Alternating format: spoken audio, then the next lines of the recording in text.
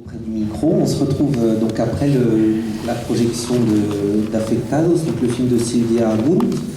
Je voulais remercier chaleureusement Bernard Friot d'être là ce soir. C'est vrai que je ne t'ai pas présenté tout à l'heure, mais peut-être dire que tu es économiste et l'un des principaux animateurs d'une association qui s'appelle Réseau Salariat, qui propose et défend tout un tas d'idées stimulantes, dont la proposition phare est celle du salaire à vie, voilà, pour tous. Donc peut-être qu'on aura l'occasion d'en parler, même si ce n'est pas évidemment le thème de Afectados. Ce que je voulais dire, peut-être, moi je vais vous donner la parole pour des réactions, des questions. Peut-être je vais juste lancer la discussion, parce que c'est un film qui est fort d'émotion. C'est-à-dire qu'il nous donne à voir, en tout cas moi quand je l'ai découvert, je l'ai vu plusieurs fois, une réalité humaine de ce que ces gens ont vécu, qu'on ne voit pas. Il y a peu de films qui montrent ça de manière aussi précise.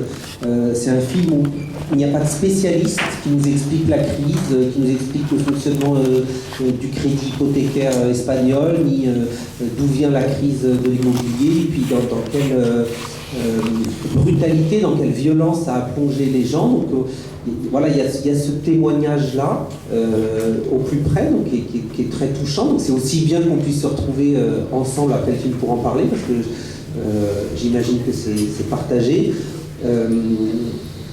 Voilà, et il y a certains spectateurs qui nous disaient, oui, dans ce film-là, ce qu'on voit, finalement, c'est la vraie vie.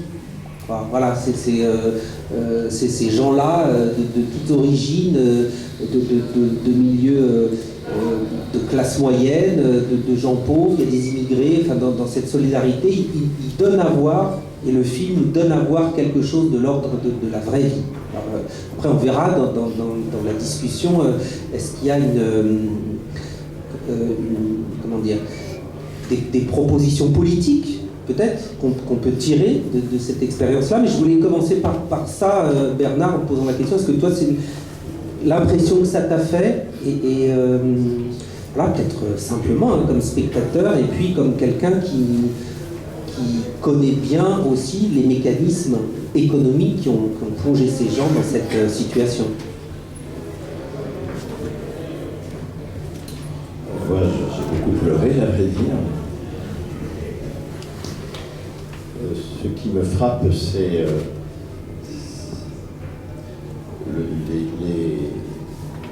disons le résultat sur ces personnes. Personne qui dit on était somnambule, on est réveillé. J'ai changé, j'ai pas envie d'en revenir à ce que j'étais.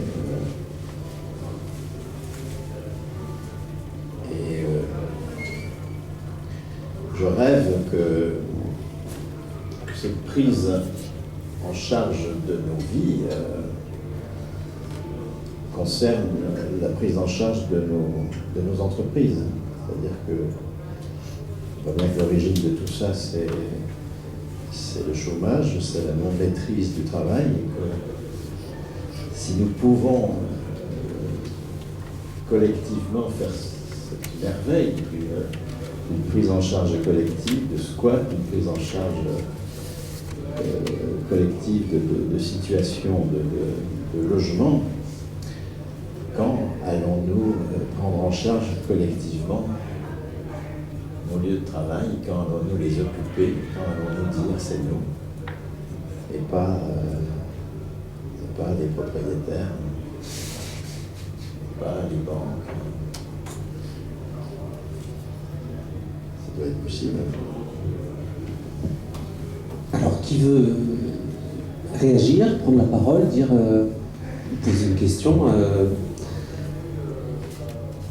sur ce que le film a provoqué, sur...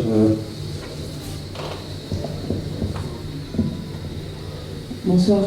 Alors, je suis aussi un réseau salariat, mais ce qui m'a frappé dans le film, c'est de voir le vrai visage de l'expropriation du système capitaliste, on voit vraiment comment ça se concrétise effectivement dans la vie des gens.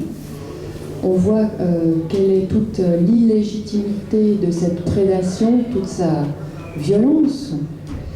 Bon voilà, donc ça c'est une leçon de vérité. Enfin, les masques tombent. Voilà, on ne peut pas ignorer ce qu'est effectivement ce système qui va même jusqu'à l'absurdité de créer des logements neufs et vacants. Donc non seulement ils font une confiscation sur le bien de ces gens qui ne demandent qu'à travailler et qu'à payer leur loyer, ils font cette prédation et dans le même temps ils créent des logements neufs et vides. Donc effectivement c'est toute logique que de les squatter. C'est la juste compensation, malheureusement dans un parcours très douloureux, parce que bien sûr les gens préfèrent la sécurité comme ils l'ont expliqué. Voilà, donc le film est très intéressant pour ça, effectivement. Et donc, étant obligés effectivement de garantir leur sécurité, ils entreprennent cette démarche de contestation, de récupération, et donc dans une démarche collective, effectivement, bon, à travers la question du logement, mais effectivement, sur le travail, qu'est-ce qu'on serait capable de faire également? C'est une très bonne question. Autre réaction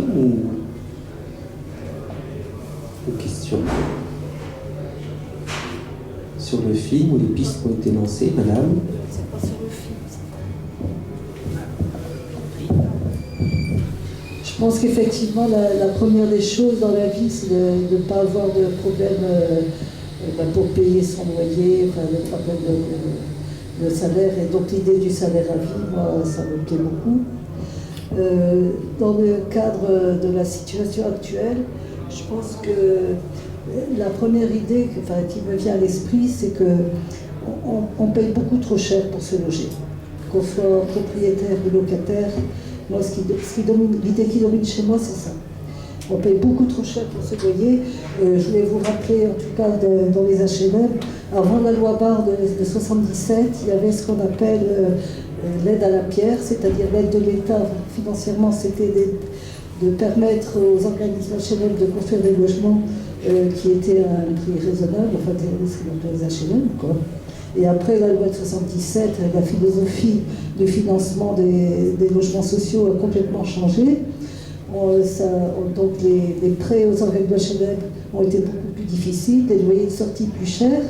Et pour les pauvres malheureux qui ne pouvaient pas suivre, on a créé l'APL. Bon, mais ça.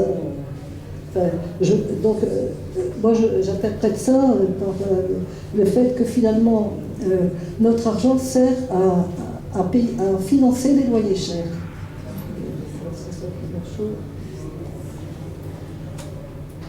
Et donc, peut-être on pourrait avoir comme proposition, en ce moment, c'est la période, de baisser les loyers.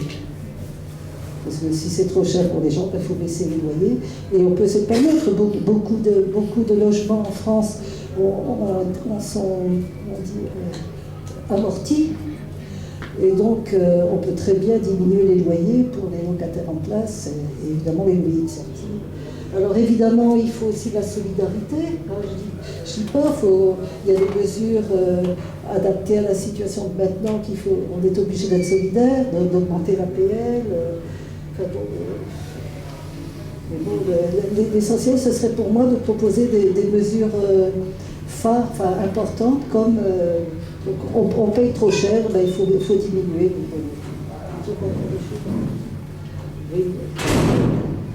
Peut-être vous en gardez pour tout à l'heure. De toute façon, la parole va circuler. Mais merci. Déjà des pistes et de solutions possibles. Oui, Alors, il y a alors, il y a madame Léa. Bonsoir. Moi, j'avais une question un peu sur le contexte et un élément qu'on ne voit pas forcément dans le film, c'est la question de la répression policière, notamment que ce soit sur la question du squat ou sur le moment où ils sont dans la banque. Après, c'est vrai que je pense que, en France, on est aussi dans un contexte assez particulier avec la question de l'état d'urgence en ce moment. Je pense que tous les mouvements sociaux, quels que soient les domaines, se sont un peu heurtés à cette question sur la manière dont ils agissent. Voilà, donc c'était peut-être une précision que je souhaitais éclaircir. Ouais, on va répondre. Moi, je pourrais répondre des choses sur ce point, mais peut-être c'est bien que la parole circule d'abord. De ce côté, personne. Oui. Alors s'il n'y a personne. Non, je peux répondre rapidement sur cette question-là. C'est que c'est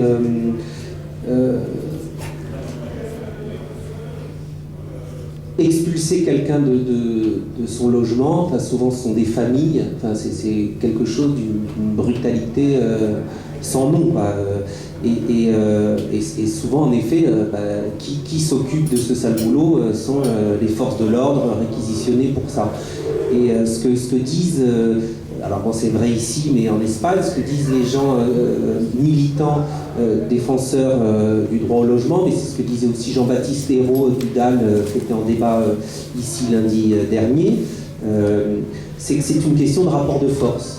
Il y a des situations où il y a quelques expulsés ici et là, et quand les forces de l'ordre interviennent, il n'y a personne pour les soutenir suffisamment en nombre pour faire contrepoids. Et ce que l'expérience de ce qui s'est passé en Espagne, c'est que le niveau des expulsions était tellement massif, et ceux qui se sont mobilisés, les associations, les militants pour défendre cette cause-là étaient si nombreux qu'il y a un moment où, y compris les forces de l'ordre, n'étaient plus légitimes sur le terrain pour mener ce sale boulot, quoi. Et les occupations de banques, au départ, ils ont fait ça, ils ont été mis dehors assez vite. Et puis, ils racontent qu'ils étaient persévérants, qu'ils étaient à chaque fois plus nombreux, et que dans l'occupation qu'on voit là dans cette scène du film, qui est une occupation non violente de l'agence bancaire, ils ont pu rester le nombre de jours nécessaires à l'action. Après, ils ne désiraient pas rester davantage. Mais en effet, voilà, c'est une chose qui existe, ça, et qui fait partie du combat et des données du problème. La force de l'ordre qui est intervenue quand ils sont allés dans la banque et qu'ils sont restés. Non, c'est-à-dire qu'au bout d'un moment, c'est comme partout, les forces de l'ordre, ils voient comment ça se passe, s'il n'y a pas de saccage, s'il n'y a pas de... etc. Ce que je veux dire, c'est qu'on était à un moment de la mobilisation autour de ces questions du logement. On voit une action parmi des centaines, des milliers d'actions, pas seulement à Sabadell, là, proche de Barcelone, mais partout en Espagne. C'est-à-dire que en France, on n'a pas connu ça encore à ce niveau-là. Que les forces de l'ordre n'intervenaient pas. C'est-à-dire que, voilà. Et puis au bout d'un moment, le mouvement décidait de quitter l'agence et faire autre chose. Est-ce que quelqu'un d'autre veut intervenir, poser une question sur le film ou dire même, je sais pas, dire ce que vous avez ressenti ou, soit sur les pistes qui ont été lancées, soit sur la réalité espagnole, parce qu'on est dans un contexte particulier à l'Espagne aussi, autour de cette question du crédit hypothécaire. Madame ? Quand on évolue la chose aujourd'hui, c'est pareil, dans quel sens ça va dire c'était en 2014, je crois, le film. On est en 2016, 2 ans après. Est-ce que la situation a évolué positivement ou qu'est-ce qu'il a mis? Est-ce que vous pouvez vous renseigner? C'est triste le maire de Barcelone, quand même. Tu veux répondre à ça? Enfin, la situation en Espagne, elle est comme elle est dans d'autres pays européens ou ailleurs. Voilà. Ce qu'on peut dire, c'est que, en effet, Ada Colau, qui était une des fondatrices de l'APA, donc de cette plateforme solidaire des gens affectés par les crédits hypothécaires, est devenue maire de Barcelone. Donc, en tant que maire, elle a pu mener des politiques publiques à l'échelle municipale en faveur du logement, donc des réquisitions, des constructions, voilà, offrir des solutions. mais qu'en même temps, elle le raconte elle-même, elle s'est heurtée à un pouvoir central à Madrid de droite, avec Rajoy Premier ministre, qui mène des politiques inverses. Enfin, voilà. Peut-être que la question que vous posez permet, enfin je ne sais pas si Bernard tu voulais aborder ce point, mais de poser cette question du crédit. C'est-à-dire que on a affaire là à le crédit hypothécaire, c'est une spécificité espagnole, hein, qui oblige, le film le dit très bien, quand on est expulsé de son logement à devoir encore rembourser le prêt. Enfin, on a envie de dire jusqu'à ce que mort s'en suive, hein, c'est-à-dire que voilà, et que beaucoup d'Espagnols ont subi cette pression mortelle du remboursement lié au crédit qu'ils avaient contracté, alors que les dettes publiques aussi qui avaient un niveau extrêmement élevé, puis les dettes des entreprises peut-être n'ont pas subi cette même violence ou cette même je m'aventure peut-être sur un terrain d'économie que je ne maîtrise pas, mais qu'il y a... est-ce qu'on peut imaginer pouvoir résoudre la crise du logement, que ce soit en Espagne ou ici, sans passer par la case mortelle du crédit?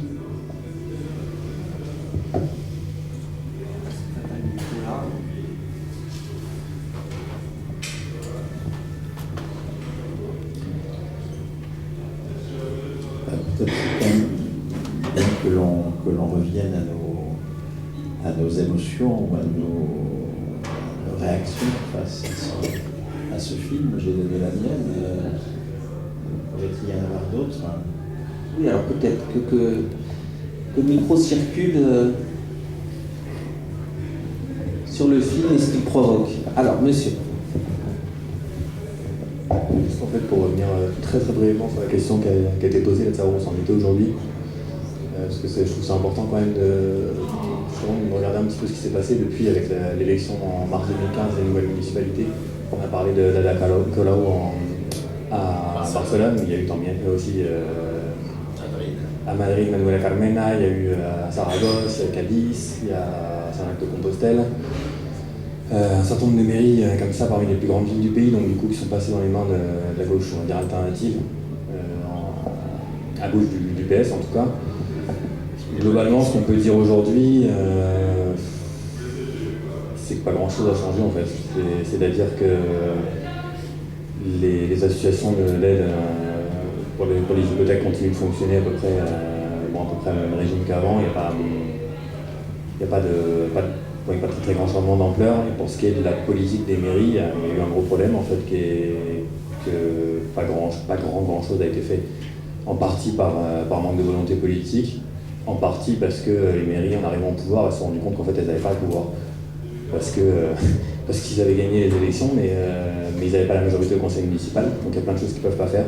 Parce qu'ils n'ont pas réussi à prendre le pouvoir au niveau national, donc les lois, c'est les lois. Et comme ils sont dans une logique de ne pas défier la loi, du coup, ils sont obligés de suivre un cadre général qui n'est pas le leur en fait.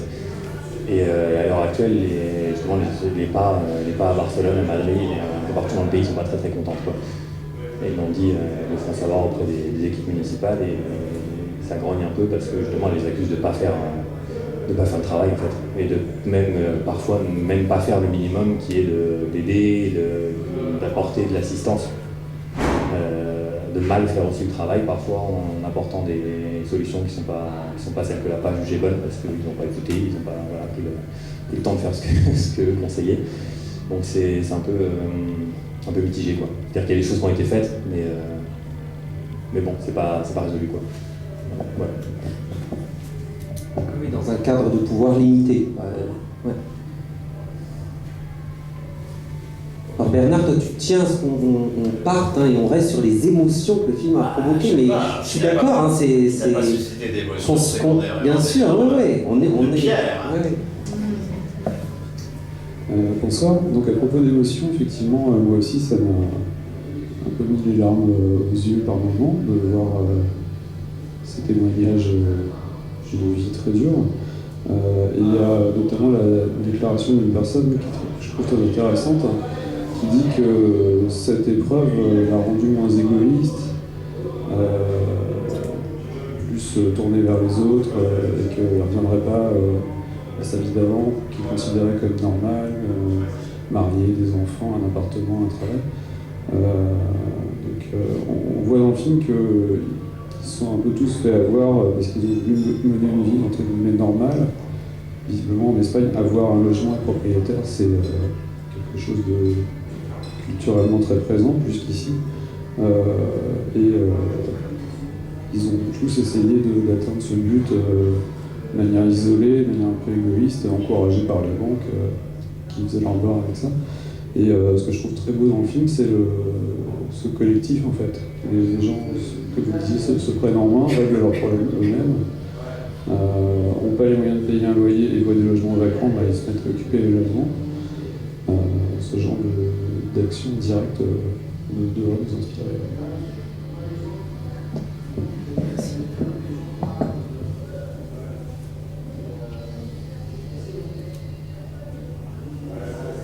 De nouveau. Donc toujours par rapport aux émotions, ce que ça suscite, c'est vrai qu'il y a cet éloge de la solidarité, mais pour autant, toutes ces personnes qui ont été victimes de cette violence-là ne veulent pas être des assistés. Ils veulent travailler, ils veulent payer leur logement. Voilà, ils veulent être dignes, ils veulent être les parents de leurs enfants, les amener vers un avenir meilleur, avoir un futur, et c'est certainement pas en étant assisté. Voilà. Et ça, c'est vraiment quelque chose pour moi qui est très très fort dans le film. Et bien sûr, c'est très fort aussi cette prise de conscience collective, le fait bien sûr d'avoir la force du groupe pour affronter les banques, c'est nécessaire, on ne peut pas effectivement lutter à l'échelle individuelle, donc ça ressort très très bien. Mais voilà, c'est vrai qu'étant un réseau salarial, je suis très sensible à la question du travail, le fait de s'émanciper par le travail, que le travail soit émancipateur. Voilà, le film montre ça aussi. Voilà, c'est une des leçons du film. Oui, avec une demande qui est exprimée par pas mal de personnages du film de sécurité. Par le logement, et de sécurité de vie, qui est un besoin vital minimum, j'ai envie de dire.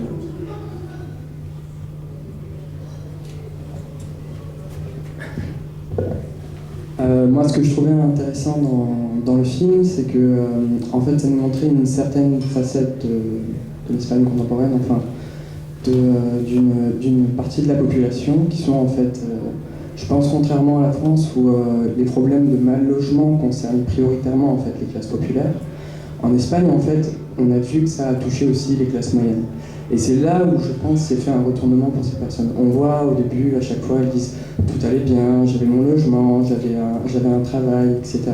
Et c'est là où on voit que tout le système en fait économique espagnol qui reposait énormément sur la spéculation immobilière, puisque quand on a parlé de miracle économique espagnol, en fait, les salaires en Espagne, dans ce miracle économique espagnol-là, ils n'ont quasiment pas augmenté. Comment on faisait pour devenir une classe moyenne quand on était d'une origine sociale peu favorisée? Eh bien, on devenait propriétaire. Je ne pense pas que l'Espagne est culturellement propriétaire, puisque à la sortie de la guerre civile, il y avait par exemple énormément de locataires. Je pense que ça atteignait les 90%. Je fais mon mémoire en fait sur la production immobilière en Espagne.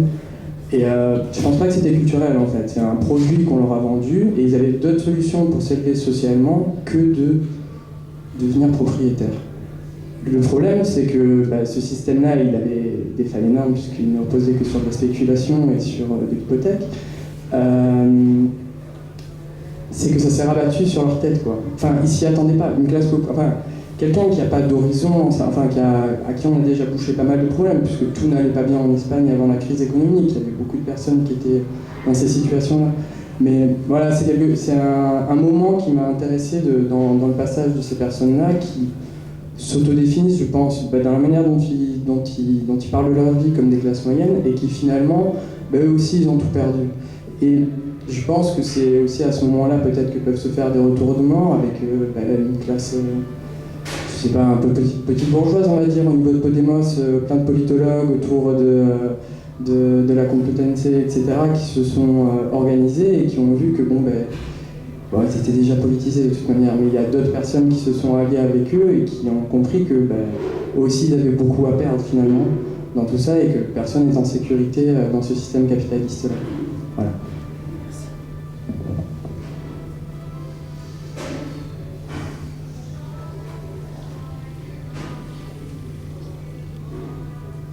Non, personne. Je sais pas si, quand on est sorti de la salle, Bernard, toi tu m'as dit c'est un film formidable. Voilà, et bon, tu as dit quelques mots. Est-ce que tu peux peut-être nous dire pourquoi tu le trouves formidable? Enfin, parce qu'il y a un retournement chez ces personnes.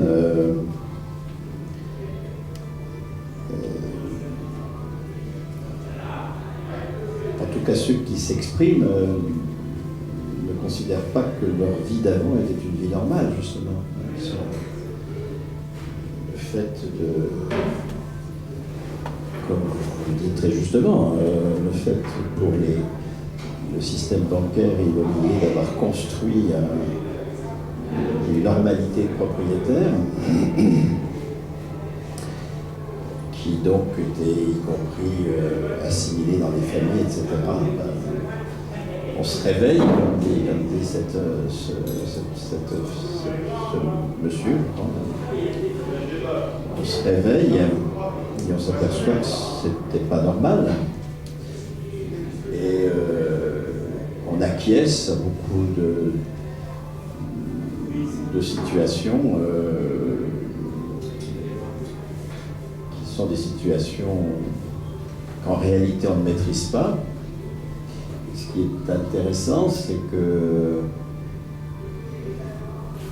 s'opère collectivement, dans une solidarité qui n'est pas du tout une solidarité « j'ai, tu n'as pas, je te donne », enfin, cette solidarité dégueulasse, mais une solidarité de la co-responsabilité dans leur relation aux banques, dans le fait de ne squatter que des appartements de banque, dans la mise en cause publique des banques, enfin, etc. C'est une solidarité de co-responsabilité, c'est une co-responsabilité... Là, c'est le contraire de la solidarité qu'on nous rechasse en permanence, de ceux qui ont vers ceux qui n'ont pas. C'est pas ça du tout. C'est la solidarité qu'il faut que nous construisions si nous voulons justement sortir de ce somnambulisme qui nous fait considérer comme normal ce qui est totalement anormal. Pour que nous puissions nous retrouver comme humains, enfin comme personnes. Enfin, il y a tous ces témoignages qui disent oui, je me suis rendu compte qu'on était des personnes. Et puis cette utilisation autrement que par Obama du oui, nous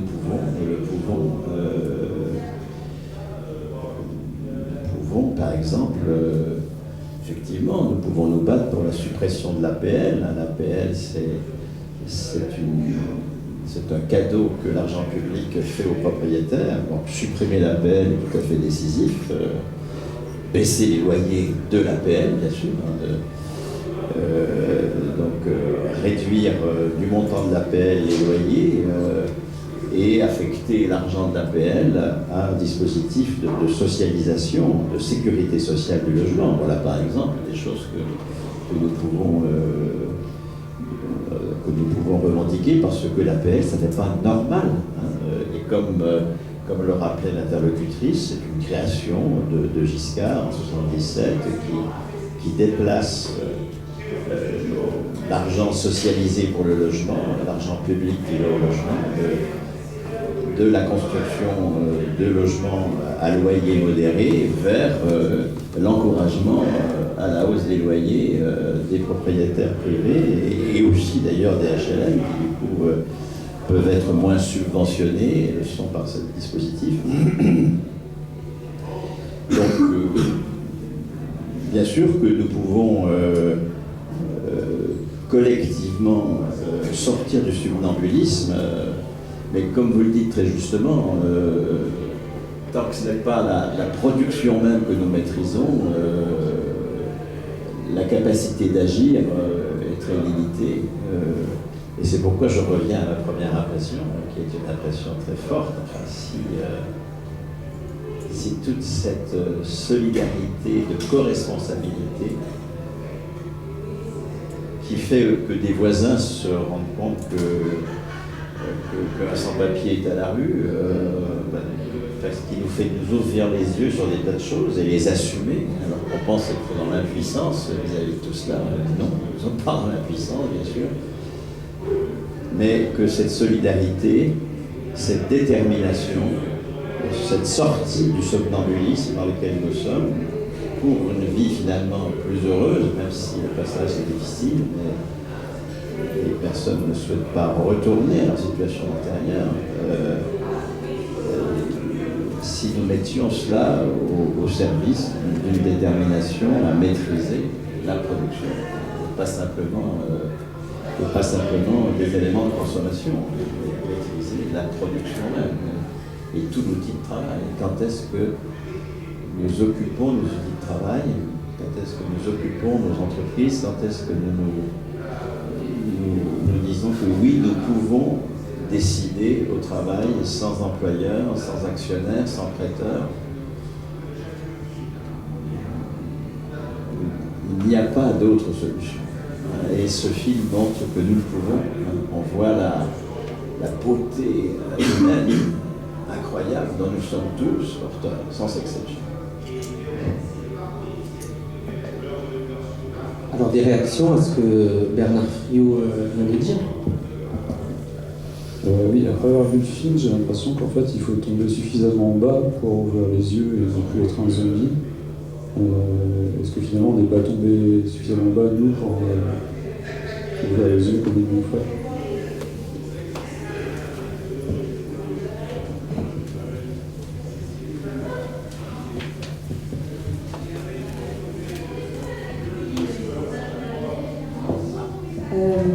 Bonsoir. Moi, ce que j'ai beaucoup aimé du film, c'est un peu comment ça montre les différentes étapes de cette prise de pouvoir du collectif. Et donc les premières personnes qui rentrent et qui sont dans une situation un peu déséquilibrée et qui croient pas vraiment qu'il y a une solution ou n'ont pas d'espoir, et ensuite les autres personnes qui ont déjà cette croyance au collectif, qui ont vraiment donc je sais pas très bien parler français qui ont pris vraiment dans ces corps ce pouvoir collectif et qui n'ont pas peur de lutter contre un système qu'ils voient plus petit que le collectif. Donc pour moi, oui, c'est ce sentiment de solidarité décrite comme vous l'avez décrit. C'est fort, je crois en ce sentiment, je crois qu'on a tous cette potentielle solidarité, chacun de nous, et cet amour pour les autres, et cette capacité de donner. De l'autre côté, je viens de l'Amérique du Sud, et je viens d'Uruguay. On a vécu, vous savez, peut-être plein de crises, plein de problèmes, voilà, c'est l'Amérique du Sud, mais on a eu une grande crise dans les années 2002, et où on a vraiment vécu une sensation, pareille, ma famille, je peux me voir un peu dans le récit de ces familles et de ces personnes. Et il y avait bien sûr, après la dictature, tout un mouvement social dont cette crise aussi a fait partie et a fait grandir un mouvement social, un grand mouvement social. Ensuite, la gauche a pris le gouvernement a été de gauche pour la première fois dans l'histoire du pays en 2005. Et il y a eu, on a fait des grandes choses. pas un gouvernement terrible qu'on a eu, mais quand même, cette solidarité s'est un peu perdue. Il y a des gens qui sont sortis de situations misérables, il y a une classe moyenne qui s'est agrandie. Et notamment, on a eu un président qui a réussi à avoir des réfugiés syriens, par exemple, et une population qui s'est mise contre. Il y a eu, pour moi, maintenant, c'est une version, c'est mon opinion, et c'est une version horriblement résumée et simplifiée, mais mon souci, c'est comment on s'approprie vraiment de ce sentiment d'amour et de solidarité après qu'on a plus de soucis, qu'on remonte de cet endroit, et comment on continue à regarder ailleurs et quelle société on construit. Enfin, on doit penser au-delà du moment où on est mieux, où on a déjà tout je sais pas. Et en ce moment, je suis pas très optimiste avec ça, mais voilà, c'est pourquoi je suis ici aussi. Merci beaucoup. Oui, je vous en prie. En fait, moi, ce qui m'émeut dans ce film, c'est que quelque part, il nous faut tomber au fond du trou pour réagir, pour faire des choses. Alors que moi, ce qui m'accable vraiment au quotidien, c'est de savoir que beaucoup trop de personnes meurent de faim, parce que nous avons construit un système compétitif dans lequel nous sommes allés jusqu'au bout, où nous avons développé l'individualisme jusqu'au bout, et que je me demande jusqu'où on va devoir encore tomber, et tomber, pour pouvoir se redresser et commencer à coopérer ensemble de plus en plus.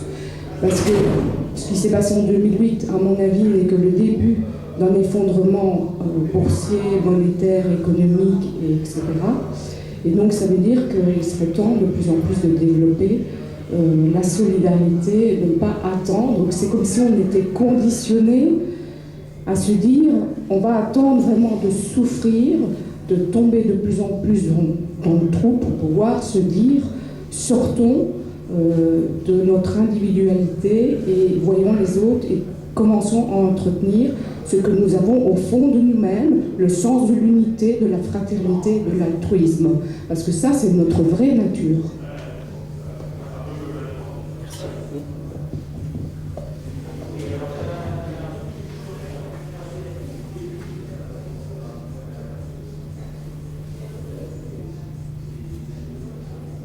Est-ce que tu veux répondre à ça? Est-ce qu'en effet, il faut être au fond... Faire écho, voilà. Bon, non, moi je ne suis pas là pour répondre. Non, mais je suis spectateur du film parmi d'autres.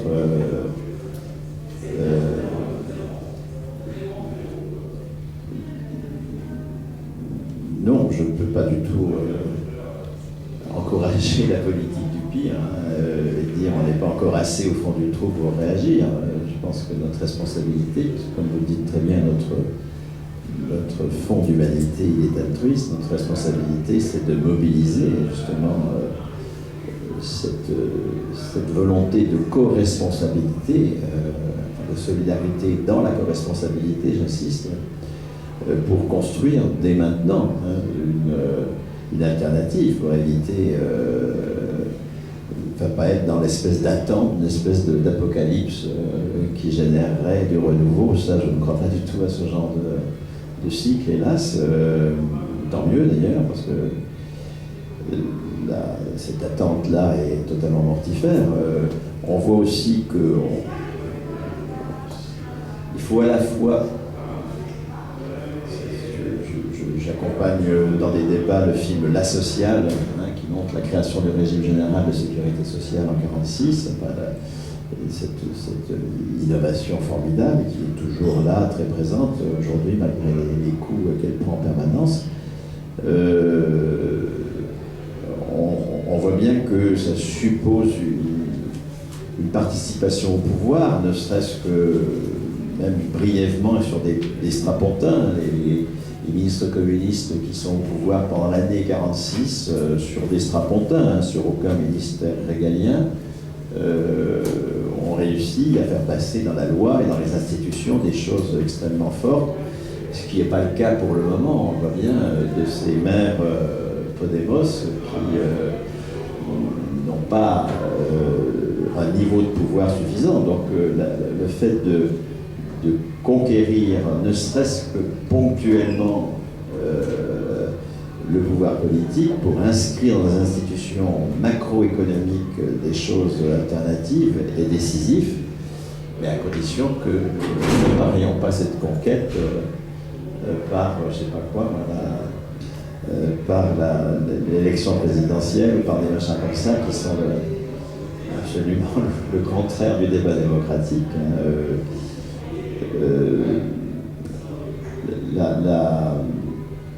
Donc là, il faut aussi trouver les voies d'une autre forme de conquête du pouvoir parce qu'il faut conquérir le pouvoir, même, encore une fois, provisoirement et même partiellement, pour pouvoir inscrire dans la loi un certain nombre de conquêtes. Et puis, ces conquêtes, maintenant l'étape actuelle me paraît claire, hein, tant que ce n'est pas, tant qu'elle ne porte pas sur la production, tant qu'elle porte uniquement sur, je ne sais pas quoi, des répartitions de richesses, meilleure fiscalité, je ne sais pas quoi, tout ça s'épuise très vite. L'alternative ne peut reposer que sur le fait que nous disions que nous n'avons pas besoin ni du crédit, ni de la propriété lucrative, ni du marché du travail pour travailler, que tout cela, on a déjà commencé à s'en libérer avec la production de santé, par exemple, hein, qui se fait sur des formes quand même largement alternatives à la production capitaliste, et que nous pouvons généraliser tout cela à tout le système productif. Moi, je crois que ce que je retiens de ce film, c'est la beauté que nous sommes à partir du moment où nous sommes solidaires dans la corresponsabilité. Pour moi, c'est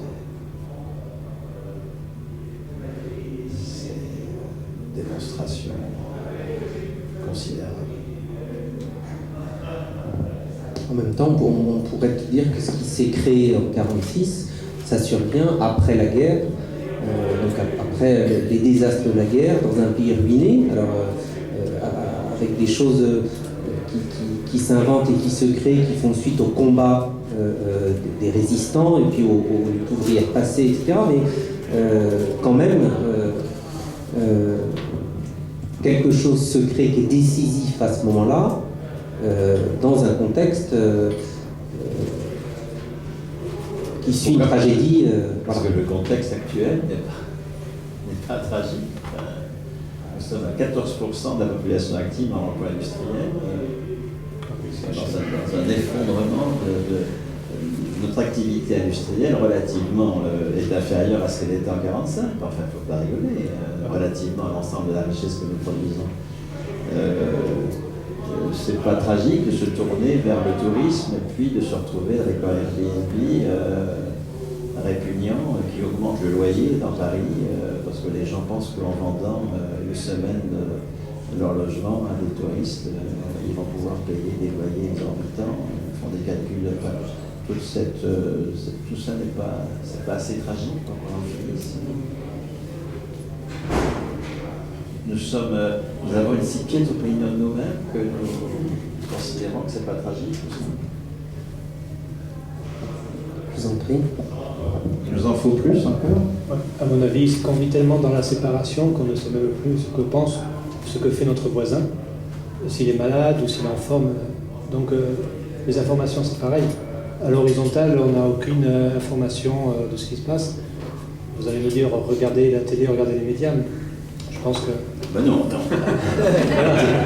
On est d'accord. Ça, définitivement. On est d'accord. Peut gagner quand même au moins déjà 1 ou 2 heures par jour. Hein, en allant pas sur le monde.fr, sur nos iPads, etc. Donc on est bien d'accord. Donc la télé, la radio évidemment, mais on peut gagner un peu de temps. Lire du frigo, c'est plus utile. Ou justement se mobiliser dans la co-responsabilité. Voilà, c'est ça. Donc là, on a un échantillon vraiment intéressant parce que ce sont des gens qui ont baissé les armes, pour la plupart d'entre eux, qui se sont mis à nu devant l'association, qui ont dit voilà, j'en suis là. Ce sont des gens qui de par leur situation, ont rompu leur chaîne, ont rompu leur conditionnement. Ce que j'appelle conditionnement, c'est par l'éducation, par le système, ce que les médias nous envoient, la peur de l'autre, du regard des autres. Donc ces gens-là ont dû ouvrir leur cœur pour dire voilà, je ne peux plus. Aidez-moi, ce sont des gens qui sont en état de choc finalement, pour la plupart. Donc je pense que là on a un échantillon intéressant de ce qu'on peut faire à notre échelle à nous, parce qu'on ne peut pas résoudre le problème de tout le monde, mais on peut influer sur notre entourage avec nos pensées, avec nos gestes altruistes. Et je pense qu'un des grands ingrédients qui pourrait nous faire arranger un petit peu la situation, ce serait de remettre en cause notre fonctionnement, de rompre tout ce qui est la tradition, tout ce qu'on nous dit, et de dire bon, voilà, je vais essayer de penser un peu plus aux autres et de fonctionner comme ça à l'horizontale, mais pas chercher à avoir un impact ailleurs. Mais déjà, si on fait tous avec notre entourage proche, on n'imagine pas l'impact les répercussions que peuvent avoir les paroles ou les pensées que l'on a à l'égard de ses proches, parce que ces proches-là vont voir le sourire, ils vont par effet, par saut, par petit saut, ça va avoir une répercussion très importante. Donc voilà. Oui, mais enfin, l'intérêt de ce documentaire, c'est qu'il montre des gens qui se mettent dans l'illégalité. Hein. C'est pas simplement le fait d'être plein de bienveillance mutuelle. C'est encore une fois de la solidarité extrêmement forte avec des gestes effectivement d'affection, etc., de soutien qu'on voit à l'écran. Enfin, c'est au service d'un combat. C'est pas au service d'une espèce d'un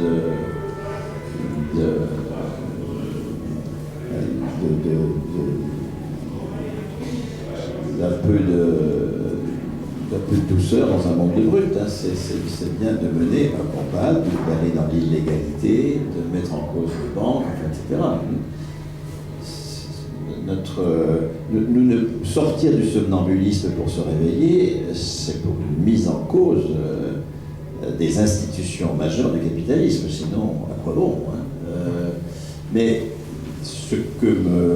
encore une fois, ce que me fait rêver ce documentaire, c'est si cette énergie, et cette énergie, alors dans l'amour, hein, je suis d'accord, hein, évidemment, hein, suscite une vive activité collective. C'est pas le non, c'est pas la haine, on n'est pas du tout dans cette optique-là, hein, dans une optique au contraire extrêmement positive, qui est admirable, je trouve. Hein. C'est pas des gens du non, c'est des gens du oui qui se retrouvent là. Mais c'est pas des enfants de cœur qui font misère. Hein. Ce sont des gens qui se battent. Et donc moi, mon rêve, c'est que cette bagarre-là, nous mettions enfin à la mener sur notre lieu de travail.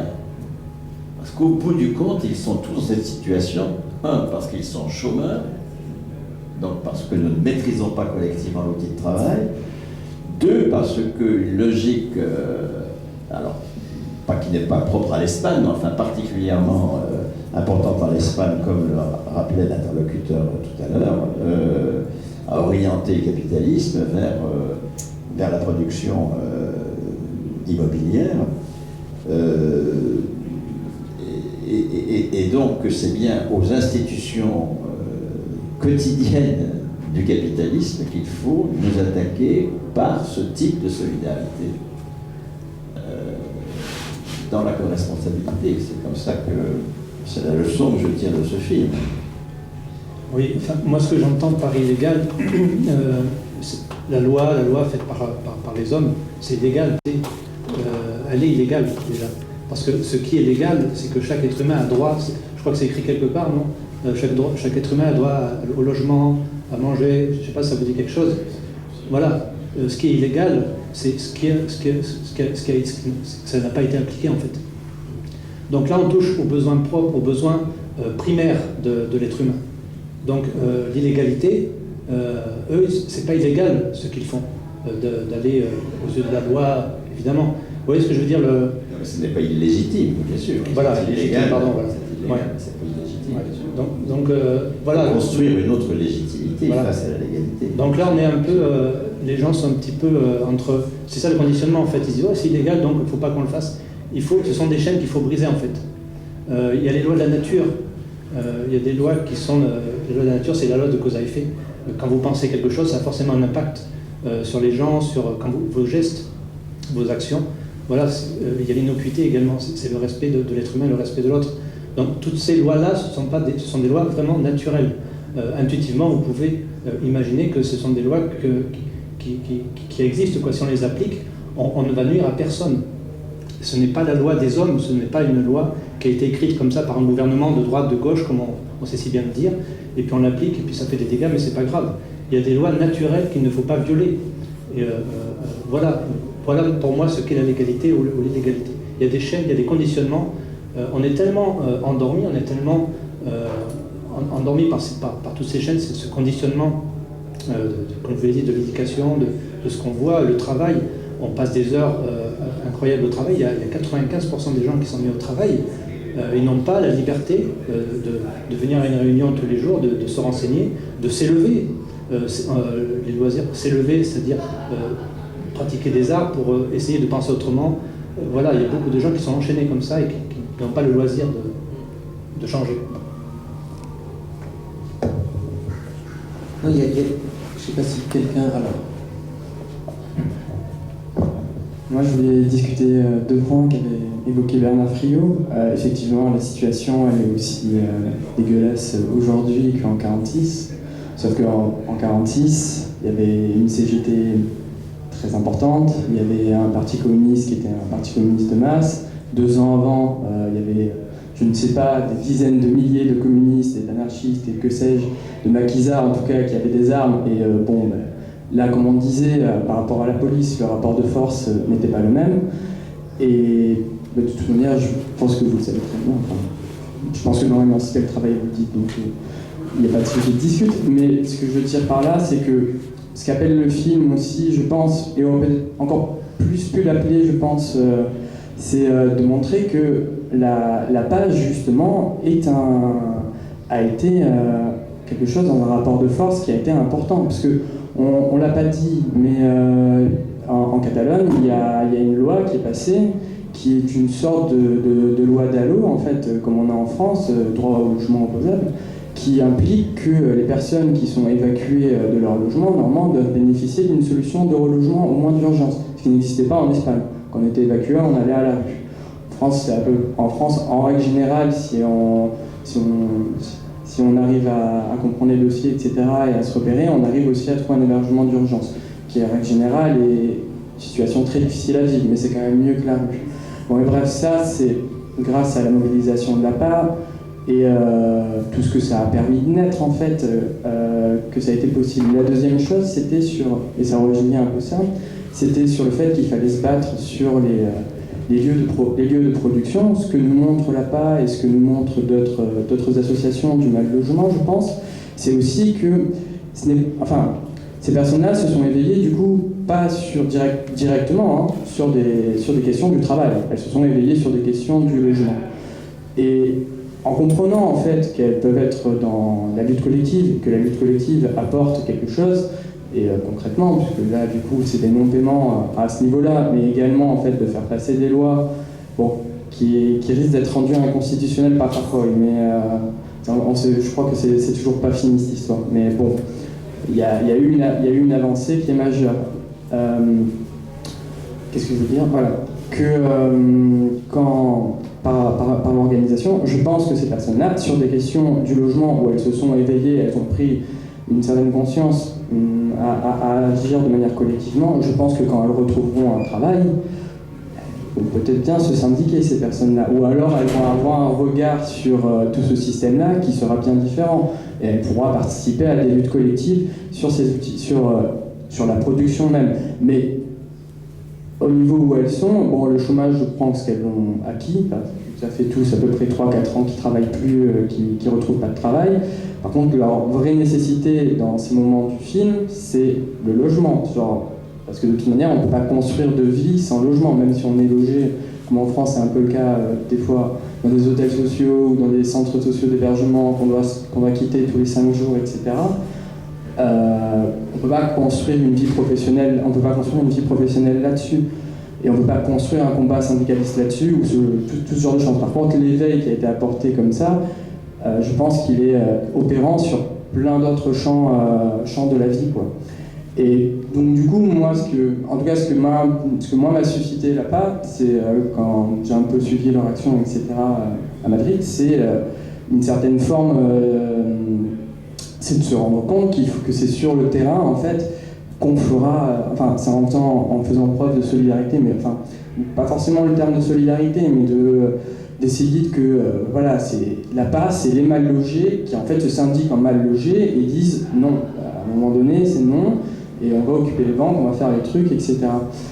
Et voilà, c'est un peu ce que moi m'avait suscité l'expérience PA, de s'engager sur le terrain. Et on peut voir en fait tout ce que ça fait naître, puisque voilà, il y a la situation, en tout cas au niveau des médias, dans le discours dans les médias, dans la situation politique, c'est quand même pas celle de la France, l'Espagne et la France. Enfin, je veux dire, on ne peut pas faire mon Gramscien, etc. Mais on voit bien que et la droite est largement moins hégémonique dans tous les discours en Espagne qu'en France, alors que c'était pas le cas, je pense, il y a 10 ans, quand tout allait bien, qu'il y avait une miracle économique espagnole et compagnie. Et tout ça, en fait, ça a été généré par la PA, mais également par des grosses manifestations dans le système de la santé, dans le système éducatif, dans plein de secteurs différents. Et voilà, et après, grâce en fait, je pense à ce travail de terrain, on arrive à faire émerger. Je suis critique, à la fois pas critique plus critique de Podemos, mais en même temps il y a des choses intéressantes, je pense, à prendre chez eux. Là, ils ont quand même mis un coup de pression, il y a 2 jours, ils ont fait augmenter de 25% le SMIC en Espagne. Alors que Rajoy est au pouvoir. Donc il y a des évolutions qui se créent. C'était une manip, etc., mais n'empêche que ça a été voté.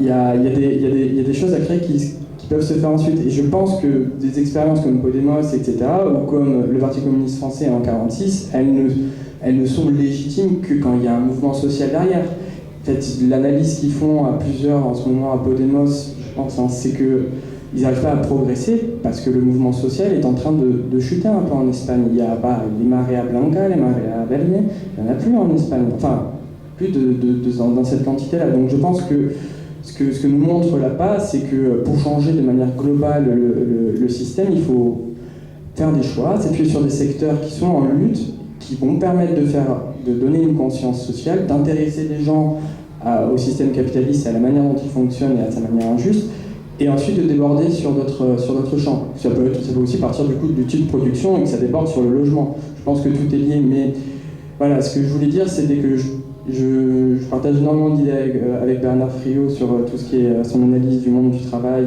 de l'emploi, enfin de l'arnaque qu'est l'emploi et des luttes qu'on doit mener sur ça, mais que je pense que la diversité des secteurs n'est pas une lacune et en fait permet de générer chacun à sa manière des personnes qui sont prêtes à se battre et à se battre sur tous les fronts. Voilà. Oui, peut-être qu'on peut terminer et conclure, c'est-à-dire que le film nous donne à voir une mise en mouvement qui est décisive et aussi, chez certains, une prise de conscience politique. L'exemple de celui qui dit « moi je ne veux pas revenir à la vie d'avant », ça c'est voilà, ça c'est décisif. Mais peut-être ce que le film ne nous donne pas à voir, c'est l'espoir politique et c'est des outils politiques qui permettent de manière décisive de changer au-delà d'une sécurité liée à son logement, voilà, une manière de travailler, de vivre ensemble, etc. Tu me permets une pub. Vous avez actuellement à la Manufacture des Abbesses, donc à Montmartre, Manufacture des Abbesses, vous avez une pièce de Judith Bernard qui s'appelle Amargie, qui porte justement sur la dette. C'est une pièce extrêmement c'est une œuvre d'art, hein, c'est pas une œuvre à thèse, hein, c'est un travail artistique avec 5 comédiens et un musicien, c'est très beau, très joyeux, très allègre, etc. Et il y a une série de pistes sur comment sortir de la dette. Donc je vous laisse le soin d'aller voir ça. À Margy, Manufacture des Abbesses, le jeudi, le vendredi, le samedi en soirée, le dimanche à 17h, jusqu'au 4 décembre. Donc allez-y vite. Ça, c'est tout à fait dans la continuité de ce film, hein, puisque c'est comment sortir de cet endettement qui fait que nous travaillons pour rembourser des dettes. Comment sortir de cette logique. Très très beau travail de Judith Bernard. Oui, c'est une très belle pièce. Puis bon, moi je voulais conclure en disant que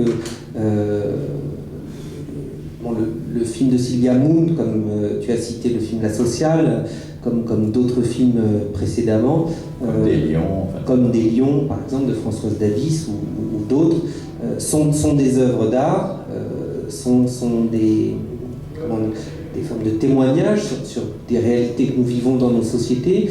Ils sont aussi des outils possibles qui, lorsqu'on se réunit comme ça, on était peut-être moins nombreux qu'on aurait pu l'espérer, et puis tout le monde n'est pas resté dans la discussion, etc. Mais je trouve, en tout cas de mon point de vue, qu'il y a quelque chose de très émouvant dans le film de Sylvia Moon, mais aussi dans cette situation où on ne se connaît pas, on s'écoute et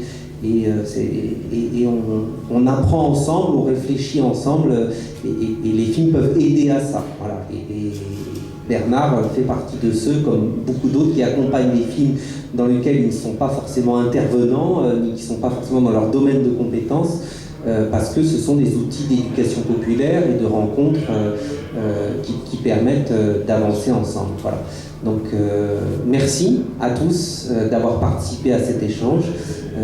Il y aura d'autres débats à suivre autour d'Affectados jeudi prochain, 1er décembre, avec 2 économistes atterrés, comme ils s'appellent eux-mêmes, et puis le 8 décembre avec Anne-Cécile Robert, qui est de la rédaction du Monde diplomatique, et un membre de Podemos, donc qui sera là, de Podemos Paris, on va réfléchir ensemble sur des nouvelles formes possibles de démocratie. Voilà. Merci, et puis bonne fin de soirée. Merci à toi Bernard.